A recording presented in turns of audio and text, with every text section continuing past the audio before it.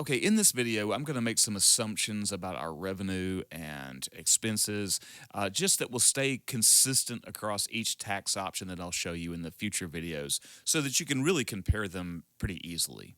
I'll go through it quickly here, and you can pause to study it if you'd like. You don't have to have a degree in accounting to understand all the tax options to come, and don't worry about understanding all the math. This exercise is really just to show you the comparison of the same inputs across several different tax options.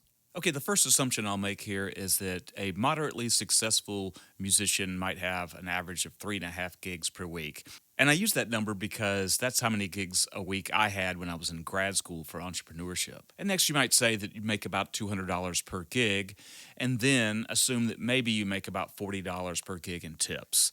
Now, I personally make about $100 a gig in tips. I have a hacks course now that will show you how to increase your tips like that without being inauthentic or salesy. So be sure and check that out too.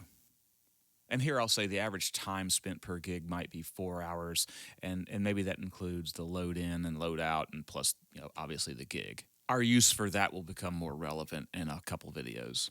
The next one is your standard federal personal deduction. That's going to be consistent across anyone who's single. This happens to be the current federal personal deduction, so I just put that in here for calculating into our taxes. Every state tax is different. Some states don't even have taxes. Some have tax tables, but I'm just going to put in here that 4% on average. At least that will be consistent across each tax option that I'll show you.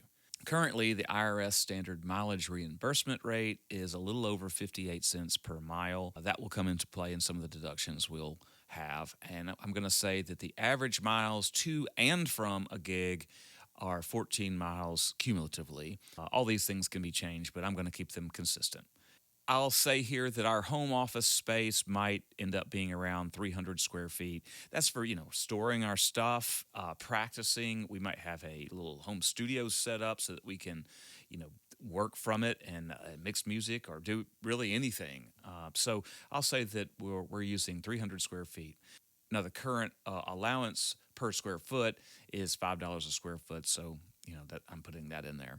And let's assume that the annual cash expenses for our business are about $8,700. I'm going to itemize those in the next couple of videos so that you can get some good examples of things you could deduct. We're going to say that the annual asset purchases will end up being around $3,800. Maybe you need to buy a new guitar or maybe a new seat for the gigs or various things like that. Things that are not expenses, they're assets.